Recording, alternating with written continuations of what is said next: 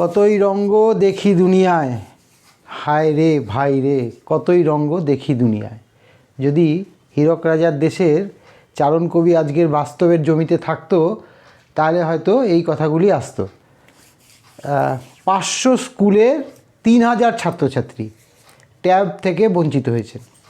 মাননীয় মুখ্যমন্ত্রী কয়েকদিন আগে উত্তরবঙ্গ সফর সেরে বাগডোগরা এয়ারপোর্টে দাঁড়িয়ে তিনি বললেন, এটা একটা দুষ্ট চক্রের কাজ, মহারাষ্ট্র, উত্তরপ্রদেশ, গুজরাটও এরকম হয়ে থাকে। তিনি ক্ষয়রাতি ঘোষণা করলেন। কি বললেন? সবাই ট্যাব পেয়ে যাবেন। কিন্তু তিনি এটা বললেন না যে যারা এই অন্যায়ের সঙ্গে যুক্ত তাদের যথাযোগ্য ব্যবস্থা করা হবে। হ্যাঁ, তিনি সিট গঠন করেছেন। সিট তার প্রাথমিক তদন্তে যেটা উঠে এসছে বা যেটা জানতে পারছেন, তাতে যে ভয়ঙ্কর তথ্য মানুষের সামনে চলে আসছে আগামী দিনে, সেটা কি তৃণমূলের পক্ষে খুব ভালো জিনিস হবে? মালদার একজন শিক্ষক, দিনহাটার একজন শিক্ষক এবং চোপড়ার, উত্তর দিনাজপুরের চোপড়ার একজন শিক্ষক ধরা পড়েছে। আজকে বলতে 21 তারিখ, আজকে নবান্নের সভাগৃহ থেকে তিনি আজকে প্রেস মিট করলেন। এই যে প্রায় 3 কোটি টাকার যে কেলেঙ্কারি, সেই কেলেঙ্কারি ঢাকতে তিনি আজকে সভাটা করলেন। এটা উদ্দেশ্য ছিল এটাই, সাথে মুর্শিদাবাদের যে ঘটনাটা ঘটেছে সেটারও একটা প্রলেপ দেওয়া বা মলম দেওয়ার চেষ্টা করলেন। দেখুন, প্রশ্নটা অন্য জায়গায়। এই যে টাকা 9-6 হলো, ট্যাবের টাকা প্রায় 3000 ছাত্রছাত্রী পেল না, বা পরবর্তীকালে তাদেরকে দেওয়া হবে বলে যে প্রতিশ্রুতি দেওয়া হলো বা দেওয়া হবে, এটা কিন্তু সরকারি টাকা, মানে মানুষের ট্যাক্সের টাকা। আপনি যারা আমার শ্রোতা বন্ধু যারা দেখছেন, তাদের ট্যাক্সের টাকা। এটা কিন্তু কারো পৈতৃক সম্পত্তি থেকে দান খয়রাতি করার জন্য নয়। সুতরাং প্রথমেই যেটা সরকারের করা উচিত, আমরা সাধারণ মানুষ সরকারের কাছে যেটা চাই, যে এর একটা সঠিক বিচার, তদন্তটা সঠিকভাবে হওয়া উচিত। তদন্ত কিভাবে হবে? কারণ এই যে ট্যাব কেলেঙ্কারি যেটা, সেটা খয়রাতি দিয়ে এখন মেটানোর চেষ্টা করা হচ্ছে। কিভাবে খয়রাতি দিয়ে সেই ট্যাব তদন্তটাকে ধামাচাপা দেওয়া যায়। সামনে 26-এর ভোট, কোনো রকমে কালো কালির দাগ যদি আবার লেগে যায় জনগণের মনে, তাহলে ভোটটা কিন্তু হয়তো অন্যরকম হতে পারে। কিন্তু সরকার কি এত কিছুর পরেও নিরপেক্ষ? না, একেবারেই না। কারণ তার প্রাথমিক যে বিষয়টা, এটা মানে জলের মতো। আমরা সাধারণ মানুষ, আমরা কোনো এক্সপার্ট নই, আমাদের কাছে স্পষ্ট যে একটা অর্থনৈতিক ট্রানজাকশান, এই যে মানি ট্রানজাকশান যদি অনলাইনে হয়, তাহলে আমরা নিজেদের থেকে আমি যদি একটা ট্রানজাকশান করি কারোর সঙ্গে, তাহলে আমি কি কি জিনিসের প্রতি নজর রাখবো, যে আমার অ্যাকাউন্টটা যেন হ্যাক না হয়ে যায়, আমার অ্যাকাউন্টটা থেকে যেন কোনো কেউ না করতে পারে, টাকা 9-6 না করতে পারে, টাকা তুলে নিয়ে পালাতে না পারে।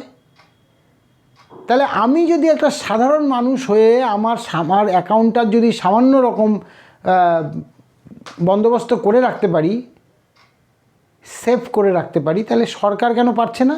কারণ সরকারের ভেতরেই গলদ আছে। এই যে দুটো ভাবে এটা হতে পারে। একটা হচ্ছে যে ওয়েবসাইট এবং পোর্টাল এইটার হ্যাক করা, এটা হ্যাক করে দুষ্কৃতীরা টাকা 9-6 করতে পারে। আরেকটা হচ্ছে যারা এই পোর্টালটার সম্বন্ধে ডিটেলস জানে, যেমন এর আইডি জানে, পাসওয়ার্ড জানে, কিভাবে ওটিপি আসে, সমস্ত কিছু বিষয়গুলি তাদের ওয়াকিবহাল আছে। এটা কারা কারা হতে পারে? এরা হতে পারে রাজ্য শিক্ষা দপ্তর, যে জেলাগুলিতে হয়েছে সেই জেলার যারা শিক্ষা দপ্তরের অধীনস্থ আছে, এবং যারা ওই কম্পিউটার মেনটেনেন্স করে, সাইবার মেনটেন করে, সাইবার সেলটাকে মেনটেন করে, এদের মধ্যেই এরাই শুধু জানে যে কিভাবে আইডি পাসওয়ার্ডটা কার কাছে থাকে, কি আইডি পাসওয়ার্ড, আর এরাই একমাত্র বাইরে লিখে। এখন যেটা সিআইডির অনুমান, সিআইডি যেটা বলছে যে দ্বিতীয় কারণটা যেটা আমি বললাম, যে এই ভিতরের লোকরা এটাকে আইডি পাসওয়ার্ডটাকে বার করে দিয়েছে এবং তার থেকে কিন্তু এই কেলেঙ্কারিটা হয়েছে। এবার দেখুন গ্রামের দিকে যে চোপড়াতে আট নজন ধরা পড়েছে, সাধারণ লোক, এদেরকে ধরে তো কিছু হবে না। এটা তো আইওয়াস, গভর্নমেন্টের একদম আইওয়াস যে আমি ধরছি ভাই, তদন্ত চলছে, কিন্তু আসলে এই তদন্তটা একেবারেই মানে, কারণ যে ধরনের লোক এর মধ্যে জড়িত আছে, পুলিশ প্রশাসনের ক্ষমতাও নেই তাদের এগেনস্টে কিছু করা, মানে উঁচু দরের লোকরা জড়িত। তো এদের শিক্ষা কোনো দিনই হবে না। সরকার চেষ্টা করলেই পারতো এটা একদম জলের মতো সহজভাবে এটাকে সমাধান করা যায়। শুধু শুধু এদেরকে ধরে, দুটো তিনটে মাস্টারকে ধরে কিছু হবে না, এটা আমার মনে হয় না। আর আলটিমেটলি কিছুদিন পরে এটা ধামাচাপা পড়ে যাবে, যা হওয়ার হয়ে গেছে। এটা সরকারের একটা ভালো উদ্যোগ নেওয়া উচিত ছিল, যে এত কেলেঙ্কারিতে পশ্চিমবাংলা জর্জরিত, এত কেলেঙ্কারি যে মানুষ সরকারের থেকে মুখ ফিরিয়ে নিচ্ছে। তাহলে যখন আমার একটা কেলেঙ্কারি, আবার একটা নতুন করে কেলেঙ্কারি আসলো, সেই কেলেঙ্কারিটাকে দ্রুততার সঙ্গে সমাধান করে মানুষের সামনে নিজের ভাবমূর্তিটাকে ভালো করা উচিত ছিল বলে আমি মনে করি। এটা সরকারের ভালো দিক হওয়া উচিত ছিল, কিন্তু সরকার তা না করে দায় সারাভাবে এবং অন্য রাজ্যের উপরে, যেন এটা কোনো ব্যাপারই না, এটা একটা সাধারণ ব্যাপার, এর তো অন্য রাজ্যেও হয়, আমার রাজ্য হয়েছে। আরে সেটা ওরকম অবস্থা যে ফার্স্ট বয় যে কলেজে, যে স্কুলে বা যে কলেজে পড়ে যায়, সে ছেলেকে জিজ্ঞেস করা হলো যে কিরে তোর রেজাল্ট কী? ও বলছে ফার্স্ট বয় ফেল করেছে। আরে তোর নিজেরটা বল, যে আমি কি, আমি কেন ভালো হব না, আমি কেন ভালো হওয়ার চেষ্টা করব না, আমি কেন অন্যর ওই গুজরাটের নাম করব, মহারাষ্ট্রের নাম করব, কেন করব? আমার রাজ্যে আমার রাজ্যের পুলিশ এত উন্নত মানের তারা একটা সময় ছিল বা ছিলেন, তাদের দিয়ে সঠিক কাজগুলি করালে আমার মনে হয় দ্রুততার সঙ্গে এসবের সমস্যাগুলি সমাধান হওয়া সম্ভব ছিল। কিন্তু সরকারের সদিচ্ছার অভাব, এই সরকারের সদিচ্ছার অভাবের জন্যই পুলিশ প্রশাসনও কিছু করতে পারছে না। তারপরে আরেকটা ব্যাপার আছে, বাংলার মানুষ খুব ভালো করেই জানে শিক্ষা দপ্তরের অবস্থাটা কী। শিক্ষামন্ত্রী জেলে বসে আছে, তার অর্ধেক কেন, প্রায় পুরো শিক্ষা দপ্তরটাই জেলের মধ্যে বসে আছে। এবার এই যে শিক্ষা বিক্রি, মানে চাকরি বিক্রির যে ব্যাপারগুলি ছিল, সেই বিক্রিগুলিতে এখন 2 বছর ধরে ভাটা পড়ে গেছে, এখন আর চাকরি বিক্রি হচ্ছে না। তাহলে কি করতে হবে? নতুন করে যারা, দেখুন, যারা চুরি বিদ্যায় পারদর্শী হয়ে যায় না, তাদের রক্তের মধ্যে ওটা ঢুকে যায়, কোনো না কোনোভাবেই তারা চুরি ওই ব্যাপারটাকে বার করবেই, যে কোনোই করেই হোক চুরি আমাকে করতেই হবে। সেটা একটা শিল্পের আকার নিয়ে নেয় ওদের কাছে। এক রাত্রে একটা চোর যদি চুরি করতে না যায়, তার ঘুমই হবে না 2 রাত্রি ধরে, সুতরাং ওকে বেরোতেই হবে। সে একটা থালা হোক, একটা বাটি হোক, বা সোনার কানের দুল হোক, আর লক্ষ টাকাই হোক, সে চুরি করবেই, এটা তার নেশা। তো যারা এই দুর্নীতি কাণ্ডে জড়িত, যারা বিগত দিনে এইসব দুর্নীতি করে করে করে করে অভ্যস্ত হয়ে গেছে, তারা কি 1-1.5 বছর ধরে বসে থাকবে? নয়া ফান্ডা শুরু করে দিয়েছে, এই যে ট্যাপ ফান্ডা, কোটি কোটি টাকা আমার আপনার টাকা তারা লুটে পুটে খাচ্ছে। গরিব মানুষের অ্যাকাউন্টে টাকাটা ঢুকিয়েছে। এবার যার অ্যাকাউন্টে 10,000 ঢুকেছে, তাকে যদি বলে ভাই তোর অ্যাকাউন্ট নাম্বারটা কত, বলছে এই আমার নাম্বার, ঠিক আছে তোকে আমি 1,000 টাকা দিয়ে দেবো। এবার যার নুন নামতে পান্তা ফুরায়, তার কাছে 1,000 টাকা অনেক টাকা। ও তো 2 সপ্তাহের হচ্ছে বন্ধনের লোন শোধ করার টাকা উঠে গেল ওর। ও বললো হ্যাঁ ঠিক আছে নিয়ে নাও। এবার পুলিশ তদন্তে নেমে কি দেখছে? তদন্ত নেমে দেখছে টাকা যখন ঢুকেছে তার 5-7 মিনিটের মধ্যেই টাকা উঠে ভাগ বাটোয়ারা হয়ে গেছে। তাহলে বুঝতে হবে যে কোথা থেকে কোথায় জল গড়িয়েছে, কিভাবে জলটা গড়িয়েছে। ওই যে আমি বললাম দুটোই হয়, একটা হচ্ছে directly hack, website hack, portal hack, সেটা এখানে হয়নি। আর দ্বিতীয় হচ্ছে আমি সব কিছু জানি, আইডি পাসওয়ার্ড জানি, কার জানি, সব জানি। এইভাবে কারা কারা করেছে তারা ভিতরের লোক। এবার এই ভিতরের লোক ছাড়া তো হবে না। যেমন ধরুন আমি আমার অ্যাকাউন্টের আইডি পাসওয়ার্ডটা জানি, সেটা তো আপনারা জানবেন না। তাহলে আপনি যখন জানবেন, আমি বললে তবে তো আপনি জানবেন যে আমার ভাই আইডি পাসওয়ার্ড এই, আমার অ্যাকাউন্টের আইডি এটা, পাসওয়ার্ড এটা। তাহলে বুঝতে পারবে যে মানে এই যে পাসওয়ার্ড, আইডি, হ্যাক, পোর্টাল, ওয়েবসাইটের সম্পর্ক কোথায় কোথায় জড়িত আছে। তো এটা গেল একটা দিক যে এখন এটাকে ধামাচাপা দেওয়ার চেষ্টা করানো হচ্ছে সমস্ত খয়রাতি দিয়ে। সবাইকে বলে দেওয়া হলো ভাই তোমরা পেয়ে যাবে। আজকে মুখ্যমন্ত্রী নবান্ন সভা গিয়ে বললো আমাদের 2 কোটি টাকার মতো, ওই 1900 সামথিং বলছিলেন। তারপরে পাশ থেকে মুখ্য সচিব বা শিক্ষা সচিব যিনি ছিলেন তিনি বললেন যে ওই 2 কোটি টাকার মতো আমাদের মানে এটা হয়েছে, তদন্ত চলছে।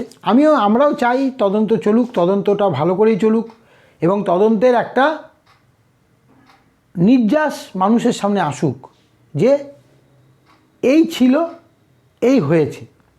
এই ধামাচাপা দেওয়া তো পশ্চিমবঙ্গের মানুষের কাছে একটা মানে হয়ে গেছে, এটা বিস্ময়কর একটা ব্যাপার। সব ব্যাপারে ঠিক আছে চলো ধামাচাপা পড়ে যাবে। আর আজকে মানুষও সেই দিকে, কেন মানুষ এই দুর্নীতি পরায়ণতার দিকে দুর্নীতি মনস্ক হয়ে যাচ্ছে? দুর্নীতিতে বাধা দেওয়ার বদলে যখন দেখতে পাচ্ছে যে সরকারও দুর্নীতিকে সেইভাবে আর তুলে আনছে না, দুর্নীতিকে ধামাচাপা দেওয়ার চেষ্টা করছে, তখন সরকারও, তখন সাধারণ মানুষও ভাবছে তাহলে আমাদের দুর্নীতি করলে তো কোনো অসুবিধা নেই, দুর্নীতিটা চলতেই পারে, যেটা আমাদের সাধারণ লোকের কাম্য নয়, একেবারেই কাম্য নয়। কিন্তু কিছু কিছু মানুষের কিন্তু প্রবণতা এটা চলে এসছে, দুর্নীতি করতেই হবে, দুর্নীতি না করলে মানে ঠিক না, দিনটা ঠিক যায় না। একদিন দুর্নীতি না করতে পারলে তার দিনটা ঠিক যায় না। এরকম বহু লোক আস্তে আস্তে উত্তর বাড়ছে এই দুর্নীতির বাসদের সংখ্যা। তো ঠকবাসতে গাউজার পশ্চিমবাংলার অবস্থা এই। আমি আশা করব সরকারের কাছে যে দ্রুত এটার একটা মানে তদন্ত করে, দ্রুত এবং সঠিক তদন্ত, এই ধুনচুন তদন্ত না, মানে ওই কোনো রকমের গাছওয়ারি মানে গাছ হওয়া একটা চলো করে দিলাম, এটা নয়, একটা সঠিক তদন্ত। বাংলার মানুষ চায় সঠিকভাবে সঠিক তদন্ত হোক এবং তদন্তের মাধ্যমে দোষীদের উপযুক্ত সাজা হোক। এই যে উপযুক্ত সাজার কথাটা বলা হচ্ছে, এই উপযুক্ত সাজাটা পশ্চিমবঙ্গ গত 13 বছরে এবং তার আগে বামফ্রন্টের 7-8 বছরে দেখতে পাইনি। মানে 20 বছর ধরে, 2 দশক বাংলার মানুষ প্রকৃত অর্থে যে দুর্নীতি হোক বা কোনো অপরাধ হোক তার যে সাজা হয় সেই সাজাটা হয়নি। আজকের দিনে দাঁড়িয়ে ধনঞ্জয়ের কথা উঠছে, তাকে নাকি ভুল করে ফাঁসি দেওয়া হয়েছে আজকের দিনে দাঁড়িয়ে। ঠিক আছে, যেটা হয়ে গেছে, তার তো ফাঁসি হয়েছিল। তাহলে যখন আজকে যারা কোশ্চেনগুলি করছে যে ধর্ষকের ফাঁসি হওয়া উচিত বা ফাঁসিটা ঠিক, ধনঞ্জয়ের ওটা ঠিক হয়নি, তাহলে তারা কি তখন ঘুমাচ্ছিল? তারাও তো এই রাজনীতির সঙ্গে যুক্ত ছিল। আজকে মন্তব্য করার আগে পিছনের দিকটা একটু দেখা উচিত যে তখন আমি কি পরিস্থিতিতে ছিলাম। এভাবে মানুষকে বিভ্রান্ত করা বা বিভ্রান্তে রাজনীতি করা কোনো মতেই কাম্য নয়। আমরা সাধারণ মানুষ ভোট দিই, একটা আশা নিয়ে ভোট দিই। সরকারের কাছে আমাদের একটাই আশা থাকে যে সরকার যেন নিরপেক্ষ হয়। আমরা যখন ওই বোতামটা টিপি তখন আমাদের চোখে অনেক স্বপ্ন থাকে সরকারের জন্য। যে সরকার গঠন হবে তার জন্য আমাদের চোখে অনেক স্বপ্ন থাকে, আমাদের আগামী দিনের জন্য স্বপ্ন থাকে, আমাদের যে মানে প্রজন্ম, সেই প্রজন্মের জন্য একটা স্বপ্ন থাকে। কিন্তু আমরা কি সেই ভোটদানের পরে পাই সেটা? দেখবেন আমার একটা ভিডিও আছে, একটি ভোটের মূল্য, ওটা দেখবেন। ওটাতে আমি আরও বিস্তারিত এই ভোট নিয়ে বলেছি যে আমরা ভোট দিয়ে কি পাই। আমরা আসলে এই ক্যাচ কলাটা পাই, আর নেতারা আমাদেরকে এই ক্যাচ কলাটা দেখায়, বলে এই যে নাও।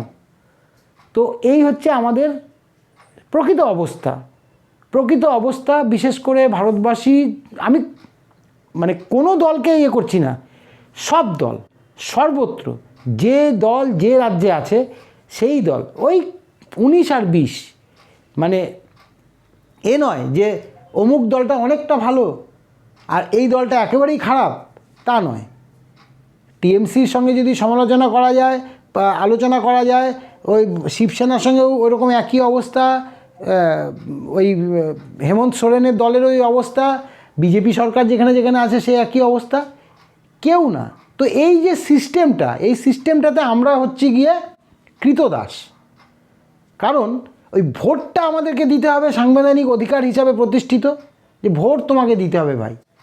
যেদিন নাগরিক সমাজ আমরা সাধারণ মানুষ বুঝবো এবং এই ভোটটা দানের বিরুদ্ধে প্রতিবাদে নামবো না, যে আমরা কেন ভোট দেব, কেন ভোটটা দেব, আমাদের ভোটের দামটা কি, মূল্যটা কি, যেদিন এই প্রকৃতপক্ষে এই রাজনৈতিক দলগুলি সেদিন বুঝতে পারবে, সেদিন হয়তো এই ট্যাব কেলেঙ্কারি, শিক্ষা দুর্নীতি বা আদার্স যত রকম দুর্নীতি আছে, যত রকমের দুর্নীতি হয়, মানুষ এই সভ্য সমাজের মানুষ যেগুলি ভাবতেও পারে না সেই ধরনের দুর্নীতিগুলি যখন হয়, তারাও সেই সময়টা ভাববে, হয়তো কিছুটা হলেও কমবে, সম্পূর্ণ কমবে কি না জানি না। তবে আমরা যখন ভোটের বোতামটা টিপি, ওই ব্যালট ইউনিটের শব্দটা আমাদের কানে আসে, তখন মনে হয় যে সরকারটাই আসুক, পরিবর্তিত সরকার হোক বা বর্তমান সরকারি যেটা চলছে সেই হোক, যেন সঠিক থাকে, রাজ্যটাকে, দেশটাকে সঠিকভাবে পরিচালনা করে। এই তো স্বপ্ন নিয়ে আমরা ভোটটা দিই। আমাদের কি চাওয়া আছে, কি পাওয়া আছে? ভাবুন তো, লাস্ট 20 বছরে বাঙালি কি পেয়েছে বলুন? সন্ত্রাস দুর্নীতি ছাড়া, সন্ত্রাস আর দুর্নীতি ছাড়া। লাস্ট 7-8 বছর বামফ্রন্ট সন্ত্রাস করে গেছিলো বলে তখন কোনো অপরচুনিটি, মানে কারো আর কেউ ছিল না বলে মমতা বন্দ্যোপাধ্যায়কে নিয়ে আসতে বাধ্য হয়েছিল। আজকে তারা বুঝতে পারছে মমতা বন্দ্যোপাধ্যায় দলটাও সেই একই রাস্তায় যাচ্ছে। সেই সন্ত্রাস,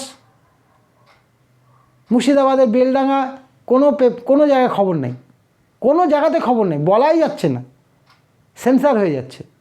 আমিও বলছি না, কিন্তু এটাও তো কাম্য নয়।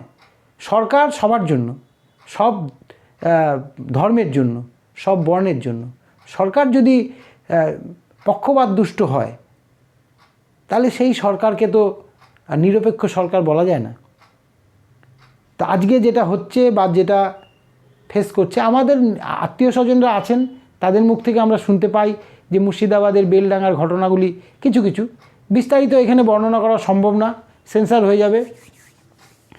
তো যাই হোক, সরকারের কাছ থেকে আমাদের যেটা ধারণা, সরকার সম্বন্ধে ধারণা, বা আমরা যেটা চাই সরকারের কাছে, আমরা প্রকৃত অর্থে সেটা পাই না। কারণ ওই সরকার ওই লক্ষ্মীর ভাণ্ডার আর বৃদ্ধ ভাতা, বার্ধক্য ভাতা, বিধবা ভাতা, এইসব নিয়েই আর খেলা মেলা নিয়েই ব্যস্ত।